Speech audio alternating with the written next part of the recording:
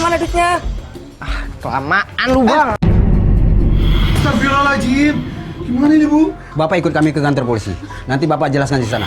Diam ya. Assalamualaikum, Bu. Salam. Kamu kerja terus, anak nggak diurus. Nih, nangis terus nih.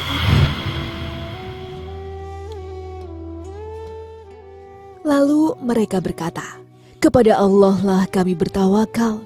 Ya Tuhan kami, janganlah Engkau jadikan kami sasaran fitnah bagi kaum yang zolim. Dan selamatkanlah kami dengan rahmat Engkau dari tipu daya orang-orang yang kafir." Quran Surat Yunus ayat 85 dan 86.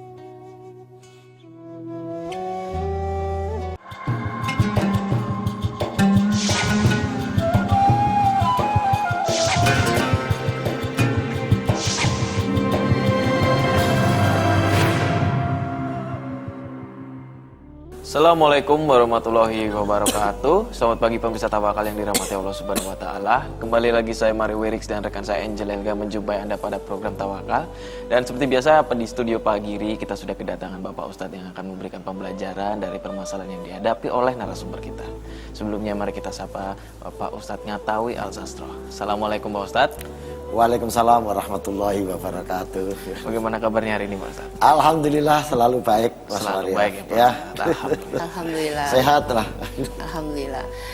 Ya pemirsa, selain itu juga sudah hadir narasumber kita yang namanya kami samarkan menjadi Mas Fauji. Langsung saja saya sapa Mas Faujinya.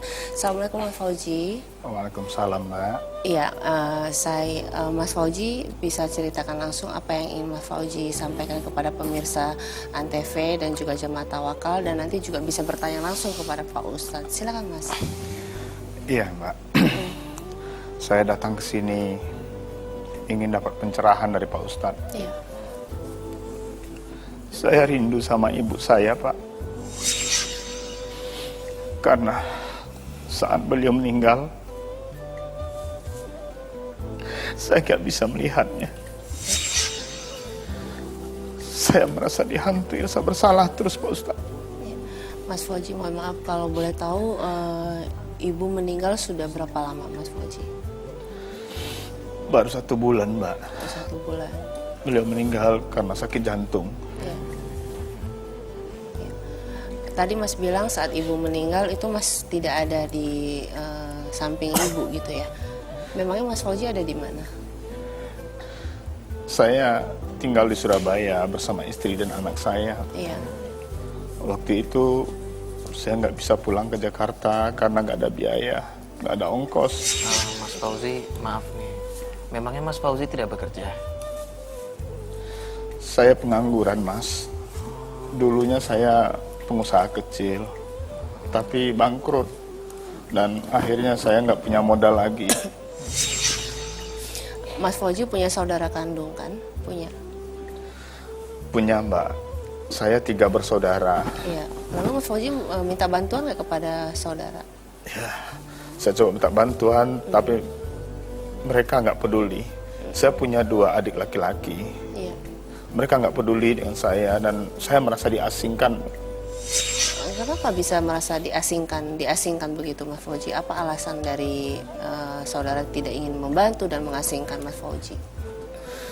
Awalnya begini, Mas. Sewaktu kami masih kecil, ibu selalu memberikan perhatian lebih ke saya. Saat saya dapat juara kelas, ibu selalu memberikan saya hadiah, selalu memberikan saya sepatu baru, sedangkan 2 adik saya tidak. Iya. Mereka jadi iri dan membenci saya. Assalamualaikum. Waalaikumsalam. Waalaikumsalam. Anak ibu lagi pada ngapain sih? Serius amat nelfon handphonenya. Fauzi, ini ibu beliin hadiah buat kamu. Wah, serius ini bu? Iya. Coba, bagus banget ini. Bagus bu, makasih bu. Itu karena kamu udah menjadi juara kelas tahun ini. Bu, kok aku nggak dibeliin sih? Iya bu, aku juga kok nggak dibeliin sih? Pasti ibu beliin, tapi kalian harus jadi juara kelas juga loh. Ah, ibu pelit. Tahu nih, bete. Bang, kita main aja ya keluar. Tapi nggak usah ajak Bang Fauzi. Loh, kok aku nggak diajak? Hei, kalian nggak belajar? Nggak bu, ah. Bete. Ya udah Fauzi, ibu tinggal ke belakang dulu ya. Iya bu. Saat kami udah SMA, saya pernah dipukuli sama adik saya. Iya.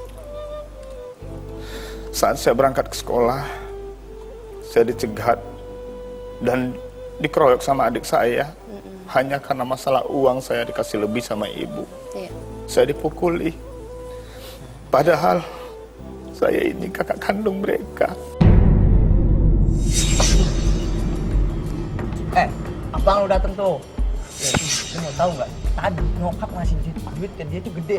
Lah kita ngasihnya 10.000. Lu bayangin coba. Kita ambil aja Pak duitnya. Ide bagus juga sih. Bang, sini bang. Apaan? Dulu, santai dulu kali, masih pagi nih cuaca. Kalem bro. Bagi duit lu dong. Duit apaan? Duit dari mama tadi udah Lah, emang buat apaan? Kan kalian juga tadi dikasih sama mama. Aduh, banyak ngomong. Udah sini cepetan, mana duitnya? Kelamaan lu bang.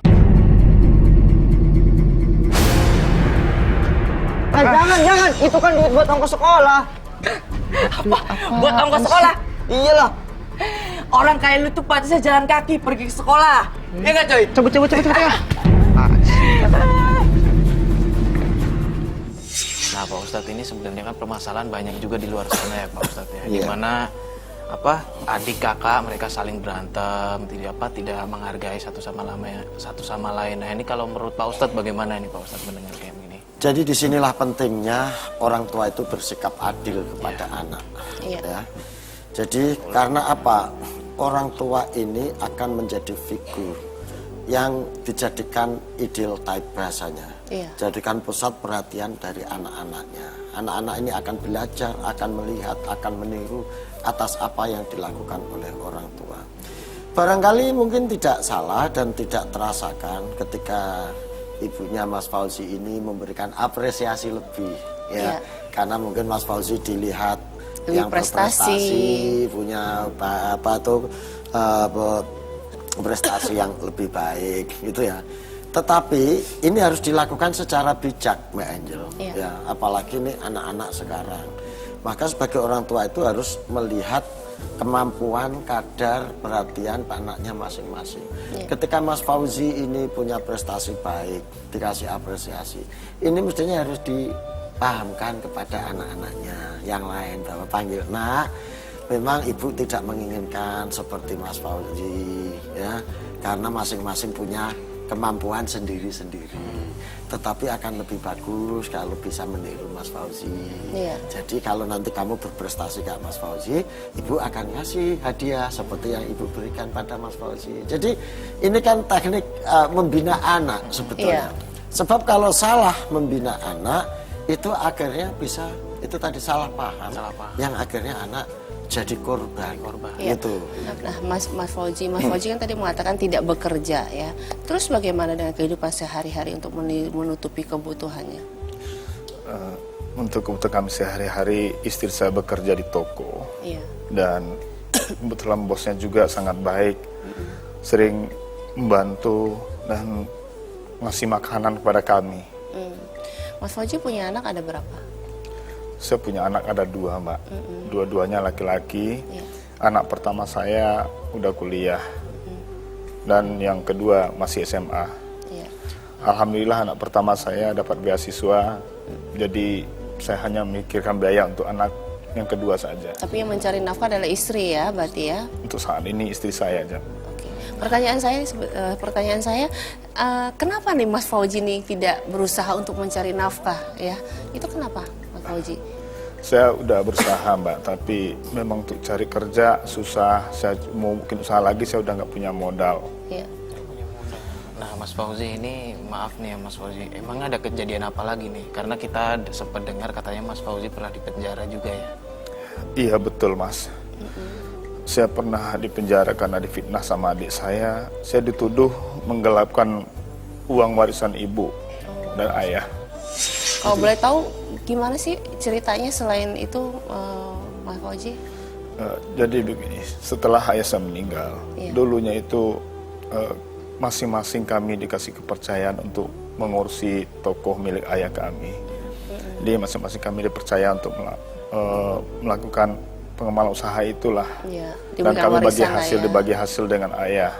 Karena ayah saya itu jualan alat-alat tulis dan kantor. Alhamdulillah ayah sukses di bidang itu. Nah akhirnya setelah ayah meninggal, kami meneruskan usaha itu. Iya. Namun belakangan timbul masalah. Saya dijemput paksa oleh polisi. Saya dituduh menggelapkan uang usaha ayah saya. Padahal tuduhan itu fitnah ya. itu uang tabungan ayah yang dipercayakan ke saya untuk megang ya. Iya. Tapi adik-adik saya sekongkol untuk memfitnah saya, menuduh saya menghabiskan uang itu sendiri. Permisi. Iya Pak. Ada apa ya Pak? Selamat siang, Bu.